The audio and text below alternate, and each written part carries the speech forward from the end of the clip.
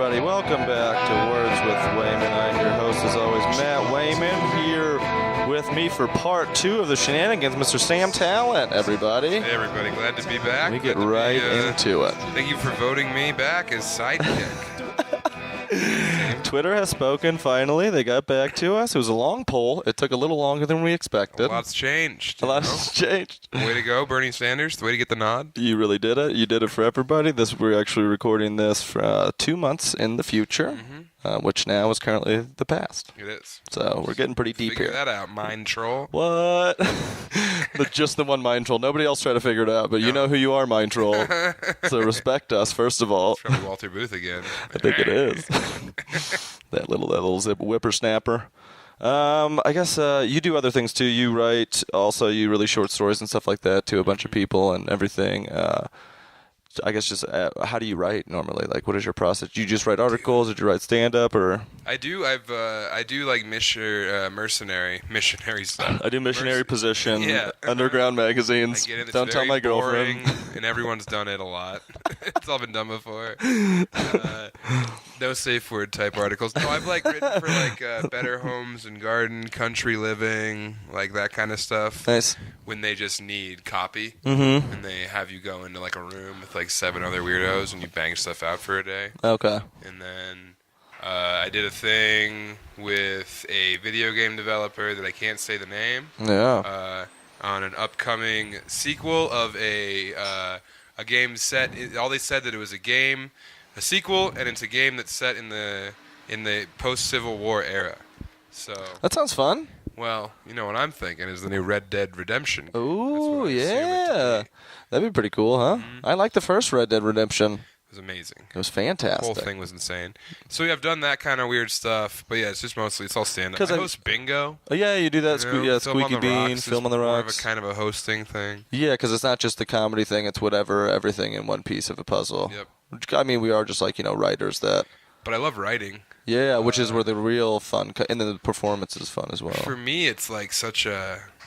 Because stand-up's my job now, so it's not so much more of an artistic expression. It's just when I write jokes now, it's trying to fit my voice or all this stuff. It's not just being creative. It's okay, here's a premise. I know this is a good premise. I got to hammer this out, and figure out what the bits are around it. Dad's not a drunk anymore. Yeah. Sober dad, okay. Yeah. Hammer sober dad stuff, because not every, so that kind of shit. Mm-hmm. Whereas when I sit down and I write a short story, it's a sentence or maybe I heard a joke on the road and I want to write about the guy who would tell that joke, or I get weird ideas, but I never ever have any more than a sentence. Yeah, to start you know what I mean? And then I feel the story just kind of gives itself to you. Yeah. Some people think about stand-up that way, where they're the scene's there, all you have to do is just listen and be present, and the scene will take you. I really feel the story is I can tell a story really effectively. Oh, if yeah. You're sitting down at the typewriter or the computer and actually doing it. Well, it's putting the work in to actually think about what the words are going to be. I think you're very verbose, so I mean the descriptive stuff is because I feel you read a lot and just studies are use wordplay heavily. That's why it translates so well to your writing. I've read so much, and then I feel I'm just pretty much ripping off certain authors. That's all I'm really doing. Yeah, but you've read really good authors. You've read really bad authors. That's what all the authors like Faulkner dropped out of. He dropped out of Ole Miss. My favorite author ever, Larry Brown, dropped out of Ole Miss, and they both. Ole Miss, what are you doing down there? I don't know, man. I think it's such a. Anyway, I don't want to talk about the Ole Miss. I don't know. Anyway, Oxford's beautiful. I love Oxford, Mississippi. But we've made that mistake too many times talking smack on Mississippi. They will get you. Mm-hmm. You don't want to roll into. You're that Sam Tallent boy. We heard about you. Come to Meridian. Get out of here. No, dude. And they just said you just read the best people, and you learn how you have to read stuff. Yeah. You know what I mean? The way the only way you can do a joke is to get up there and do it. Absolutely, to put it in your brain and to make sure. So, you read and then you just pretty much rip it off. In a way that's new and original. Everybody, I mean, you can tell, especially with comedians and writers, and I feel that too. You're oh, I know who they were reading, who they liked, or I know who they listened to band-wise. Even, bands, you always know 2 bands that they listen to. Sure. Bands is very easy. Authors, it's easy if you've read a bunch of stuff. Yeah. The more that I've read, the more it's easy for me to be oh, someone read Carson McCullers, or like, oh, this guy's trying to write this X book again, Yeah. It's very easy to pick that off if you've read a lot of stuff, especially if it's in the same canon, like, but it's like Southern Gothic or like modern noir, like whatever it is. If you read a lot of the same stuff, you can be like, oh, these guys are ripping off these people. But I also think that there's something like within like when you find an author like that has his own voice, like Dennis Johnson, for instance, he's the guy that's really blowing my asshole wide open right now. It was crazy to me, especially to see on the road that you like. I didn't see you sit down and writing a lot, but you were still working out these long bits in your head, so you could do like a new 5-minute bit. That it seemed like to me that you were just like working in your head for like half a week or like 2 or 3 days. Oh, dude, when we're hanging out, like, and I'm being quiet, I'm fucking not thinking about anything. Like there's such a purity to like it's so zen for me to be on the highway, like with people. No one knows where you are. Yeah. You're just kind of cruising, dude. You have nowhere to be. Like it's one of those moments where it's like all you have to do right now is sit here. Yeah. You know what I mean? Like there's so few moments where it's no like stress. all you have to do is just be sitting here. You have no other responsibilities right now. Like, did you checked your email earlier? Yeah, it doesn't matter because it's not gonna. Phone, you're good. Nothing there. All you have to do is sit here. So like, I think people think that I'm like ruminating or like going over stuff. No, dude, I'm just sitting there looking out the window, man. I'm totally sitting there looking out the fucking window. Me and Yura still go on the road. We won't talk for 5 hours. Yeah. Then sometimes there'll be a funny billboard and we'll be like, like you see something, but I just don't. I'm not a car talker myself either. Need to. We don't. But sometimes I also don't put earbuds in. Don't clock out. Nate Balding puts the buds in. He's doing his own thing. Yeah. I want when there's mirth to be had. Yeah. I want to join in, but I'm not keeping the volleyball in the air. I'm not excluding everybody for my own benefit by any means. I want that. I love those little car giggle sessions, the inside. Yeah, when you really get going. That's the best part. Oh yeah. That's where the real juice is on the road. Especially when you got 4 people, so you can. It's always just going around. That was the most. Yeah, I'd been on the road with in a while. But it's one of those things where that's where I feel like, kind of like you have to do these days to do comedy. It's like it's fun. But I wouldn't have fun if I didn't go out on the road and like do some shows and stuff. Like I feel like that's where you meet some really cool people. Have to go on the road. Well, it's like good to get your name out there. I mean, like we're not going out there to make the big bucks, but we're going out there to be seen by all these people that are really cool and to work on some material. I thought you meant you had to go out with a bunch of people, but I think you need to go out with one person. Like I mean, going on the road is like that's why I was in a band. Yeah. Like I knew how to play drums, but like you play enough shows around, your high school. Yeah, I wanted to be on the road. Yeah, and then it's like, what do you do next? It's like, well, every band, I fucking read Our Band Could Be Your Life. That band, that book, dude, Michael Alzarat or Alzaredoago, it's about the Minutemen, it's about Husker Du, it's about Black Flag, and it was just about like, if you're in a band, the reason to be in a band is to go on the road. Yeah. Like once you're in a band, you go on the road. You know what I mean? Like, oh man, it was so inspirational to figure out that like, oh, you don't even have to be good. Yeah, yeah. You see so many bands that are on the road, especially going to like DIY spaces like absolutely, Bob, where it's like, oh man, this band is terrible. But they're just figuring it out. See them again in a year, and they're out on the road. Yeah. And they're still awful. Yeah, I know. It's fine. But they'll still be on the road, so you can still. But I also see a lot of like punk rock bands. So it's like as soon as you have like 6 songs in punk rock, you were like. Official. Obligated to go on the road. Yeah, record it in a basement somewhere, and then just that demo tape. Who's got the van? Anyone listening, go download Murderer on Toxic State. Heck yeah. Best demo tape I've heard in a while. Nice. That's great. It just sounds like fucking trash cans. It sounds like people falling down the stairs. They will be in your town soon. It's like they're writing songs with nail guns. It's awesome. It's so dumb. But I'm in a band now with Bobby and Kevin O'Brien and Corey Healy. Heck yeah. And that's like been called really the Sweet Baby Boys? Or? Well, it's just your brain's back on. Oh, yeah. Like when you don't do improv, that part of your brain turns off. And then when you do it and you have fun at it, you're like, oh, I remember this. This is the fun that you had being able to do that. Yeah, I played drums in a couple bands, and it's just, but when you're not playing for a while, you're like, that's the one thing for me that can go away like comedy can't. Like I couldn't just stop doing comedy, I always have to do that, but like sometimes the music is one of the things that where do you put the time, or having a space to play drums, is just tough too. Well, and it's also the first time that I've ever been in a band without any aspirations to ever play a show. You know what I mean? Like every band I've ever been in has been like, okay, we have to do this so then we can do shows and like go play and play support shows and like be on the road.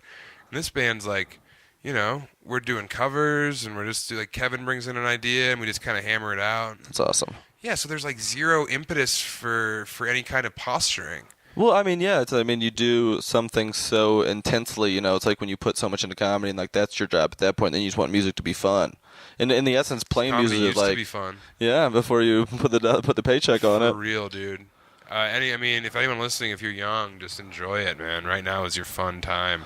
I think like hosting mics, man. Like I think a mic is like it's like some of the most work comedy can become of just like putting, just like dealing with so many egos and making sure everybody's okay. And then when you have to do it because it's like your primary source of money, like when you have to host the mic, you're not just hosting the mic because it's like, oh, cool, I'm doing this thing. It's like, yeah, I'm giving you work. Yeah, clock it. Like Squire, it's like fucking 11 o'clock. I feel it. Late, Tuesday, yeah.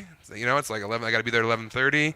I'm going to work. The whole day, just like being like, I got to be there. Yeah. Whole day. It's like, what are you doing? I got to work tonight. Yep. That's how I refer to comedy. You never should. It is. It's the dumbest thing. It's not work. But I mean, when you're up there, you're still in the service of comedy. So it's not like you go up there and you can just be like, oh, he's clocking it in tonight, just doing 3 old jokes. It's like, you're still working and having fun up there. I never do jokes at the Squire either, unless it's brand new. Unless I'm really soaked on it and it's brand new and I just did it at Comedy Works or something like right before that and I want to do it again because I think it's cool and I want to flesh it out. But I go up there and I'm totally just fucking chairs up. I'm whipping them lion tamer style, dude. Oh, man. On the Squire on Tuesday, a young black gay man came up right in front of me and tried to take the mic while I'm opening the show. Really? You know how many pitfalls there are in interacting with a young black gay man? There's a lot of ways to fuck that up and look like a monster. Oh, yeah. I nailed it left and right. He did make the mistake of saying that he likes boys on the mic, and I was like, gross, you like boys? Like total 6th grade? Yeah, like, you know what I mean? But it's like either, kill or be killed at that point. But my gay friend came up to me and he was like, you handle that very well. True like, there was a lot professional. of ways for you to fail with that. And, like, do the wrong thing and be hacky. You just totally accept that he was a gay man. And not karate kick him in the chest. Like that, dude. Man. Raid the zone. Raid zone him or something like Lund that. knew that I guy. know. That's what I heard. This comic that we know up here knows that guy. Yeah, God. If you guys are listening, you don't know. Google. That's the worst way to handle that situation. Yeah, and it's the best part was when you saw the video. Yeah, it's on Frankie Correa's or Correa. Yeah. It's on his website. That's like part of his reel now. No. Kicks retarded man in chest. It's the worst. That's the worst. That's like the worst credit to have underneath your picture is like he's that one guy that kicked Raid Zone, right? That broke 17 of his ribs. I don't even think he had that many. Collapsed 57-year-old man's collapsed comedic career. That was to too much. defend that. But hot mic. whenever you see stuff like that, it's always like they weren't professional enough to handle that situation. Like you were professional enough to handle the young gay black man. It's just it's because you're better at what you do than what other people do. Dude.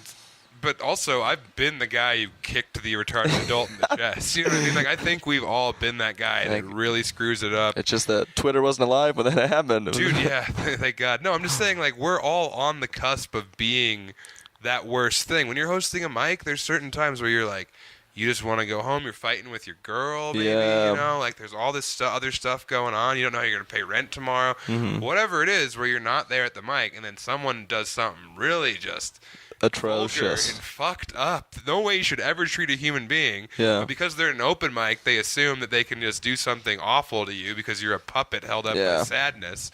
So, yeah, I'm not going to take that shit, Yeah. Like Kevin O'Brien, God bless him. I've done shit where I've swung on people. Yeah. When they come on stage and they're trying to be tough, or they're like I definitely have given them the mic in the face. Yeah. I've definitely jabbed them in the face with a microphone. Some people need I've it. dangled a microphone over someone's head from the stage and dropped it on them. Just like dropped it on them. Like you're teabagging them with the microphone, mushroom stamp style. Some people, at that point maybe want that. They want to be a part of the action. Maybe they want the little teabag action. Dude, I'm the guy who's gotten off stage and been like, you want to go outside? Let's fucking go outside. And I went outside. It was at the Squire. One time this happened. I went outside. This guy tried to steal Kevin O'Brien's phone earlier in the night, and I was like, "Oh, I'm tired of your that's shit." it. We went outside. He fell over, and then we whitewashed him. Like I think we might have high-lowed him. I think Devin Davis kneeled behind him, and I shoved him. There was another time I've socked someone 1 or 2 times at the Squire out front. Like I've definitely socked 1 or 2 people.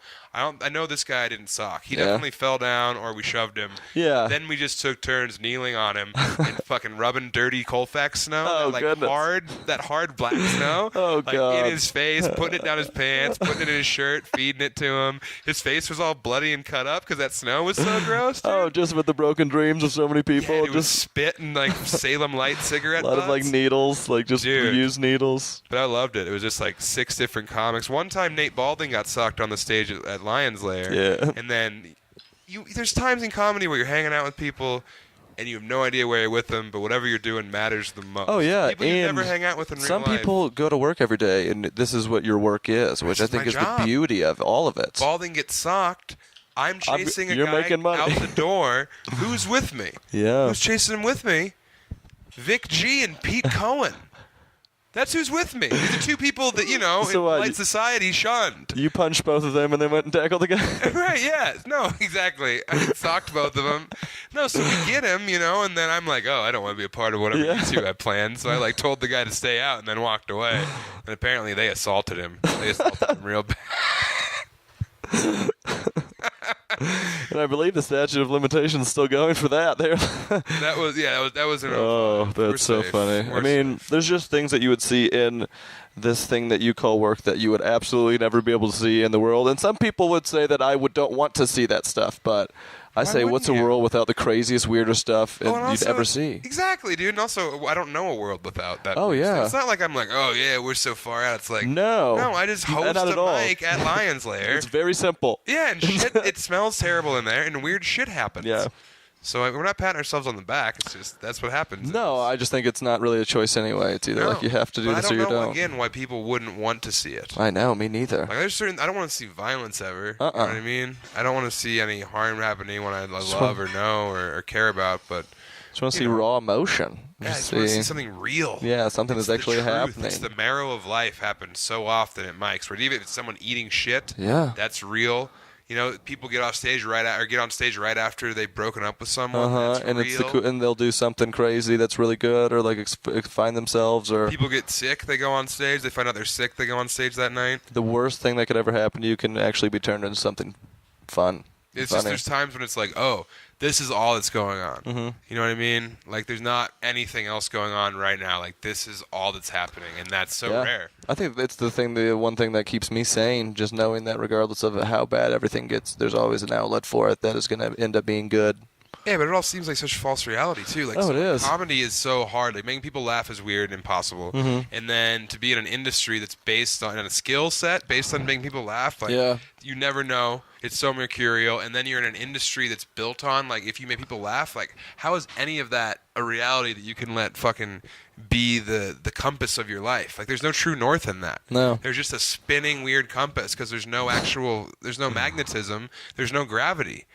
It's so weird. Like, stand-up is so strange. I don't think the human brain is built to go through the shit we go through in stand-up. I'm dead serious, dude. Like, there was never a reason for it ever to go on in front of people. Why do you think people are afraid of people? Why do you think people are afraid of public speaking? Because the only time you went on ever to talk in front of people is to prove you weren't a witch. You were going to get burnt. They were accusing you of stealing. You're going to get your hand cut off. You're about to get hung. The only time that our fucking people that we come from that are built our genome on ever had to be in front of other human beings was when they were trying not to die. Yeah. I honest to God think that's the reasoning besides why we are so afraid of public speaking. Because until about 100 years ago, the only time you talked was, if you were trying to plead your innocence. Oh, yeah. And now you do it 7 to 8 times a week. Dude, isn't that so weird? It's crazy. I think it's fun, but that is weird. I love it. You recap stand-up. Yeah, we wouldn't know each other if it wasn't for this weird thing that it is. We might. I would hang out with you in real life. Heck yeah, I would hang out with you. We both didn't do stand-up. We just both worked at Sprouts or something. Yeah. You were the fish guy, and I was the deli guy. I would definitely be the fish guy. Totally be I appreciate you thinking I'd be the fish guy, too. Yeah, you'd be the fish guy. Takes a certain type of guy to be a fish guy. That's a good get. You're the only guy who works there besides one other guy. I'm going to get that as a tattoo. I want to thank you for being on this thing. I mean, we did it all. You recapped stand-up from the beginning of human time. I think we covered all the good things. You want to plug anything real quick or give a little Twitter or something? You know what? Just go hug the ones you love. Go hug the ones you love. Yeah. I've been Matt Wayman. And thank you guys so much for joining us, and we will see you soon.